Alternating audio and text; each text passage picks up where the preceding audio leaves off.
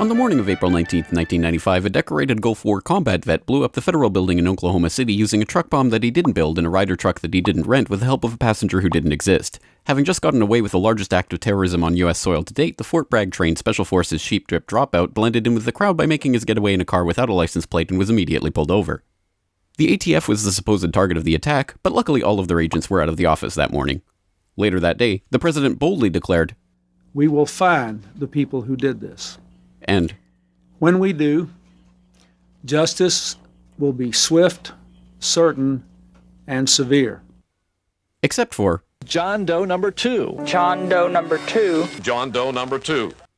Who, according to the FBI, never existed. In McVeigh's unprecedented 3.5-week trial, the prosecution didn't show the CCTV footage of him and John Doe number 2 parking the Ryder truck. Didn't explain why 24 separate witnesses mass hallucinated the existence of John Doe number 2. Didn't explain why the government was testing truck bombs and the Army was storing Ryder trucks at Camp Gruber right before the bombing, and didn't talk to the FBI informants who blew the whistle on the plot. But they did collaborate with the CIA, and they did convict McVeigh as the lone wolf bomber and Terry Nichols as his bomb-constructing accomplice. Still, a bunch of crazy conspiracy theorists, including 300 bombing victims, insist on talking about facts and evidence and refuse to simply believe what they've been told a million times by people in tailored suits with well-coiffed hair. They quote the U.S. Army Brigadier General and the FBI crime lab whistleblower and the inventor of the neutron bomb who point out the physical impossibility that the Ryder truck bomb did the damage to the building, but that doesn't matter because if there were other bombs in the building that day, we would have heard about them. The second explosive was found and defused. I think he said another bomb. The Justice Department is reporting that a second explosive device has been found.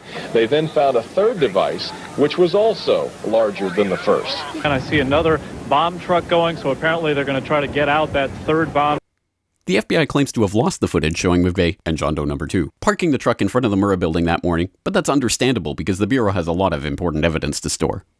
Terry Nichols insists the FBI was involved in the plot, but thankfully a judge has saved us the trouble of listening to him by preventing lawyers from deposing him. There was a bomb squad truck parked across the street 2 hours before the blast, but that just shows the authorities were prepared for anything. And other documents obtained by 2020 show that someone called the Executive Secretariat's office at the Justice Department in Washington and said the Murrah building had been bombed. But this was 24 minutes before the blast. But that just shows the public was unusually vigilant that morning. Also, apparently, before the bombing, Governor Frank Keating's brother, Mark, had been working on a novel about a terrorist bombing in Oklahoma City. Stranger still, one of the characters in the novel was named Thomas McVeigh. But that's probably just a coincidence. McVeigh wrote a letter to his sister where he admitted to being a secret Special Forces operative, and he complained to friends of the pain in his ass from an Army-implanted microchip, but that's crazy because if he didn't actually leave the Army in 1991, there would be proof of that.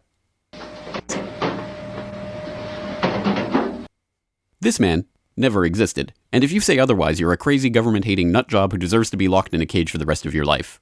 Likewise, him, her, them, her, and him. And him and him. McVeigh was not executed on May 16, 2001 as scheduled because the FBI had failed to turn over thousands of pages of evidence to McVeigh's defense attorneys. But the execution went ahead on June 11th. In a highly unusual and secret agreement, no autopsy was performed. One witness said he was still breathing, and the prison officials admitted his hearse was a decoy. Then, the case was officially closed. This is the story of OKC as told to you by the same truth-tellers behind perhaps a profoundly lonely man who craved attention but found consolation in doing good. And the helicopter we were traveling in was forced down after being hit by an RPG. And we're with the rebels. And he said, "Oh, you're with the rebels?" And they started beating him. "Oh, you're with the rebels? Don't you support Bashar?" And if you question any part of this story, you are a paranoid wingnut birther, truther, tenther, prepper conspiracy loon who should feel guilty for having been born. If you love baseball, fluffy kittens, hot dogs, Barbie, Star Wars, and freedom, you will never ever bring up any of these points ever again. Ever. This message has been brought to you by the friends of the FBI, ATF, DOJ, CIA, SPLC, MSM, and the US Army. And remember, ignorance is strength.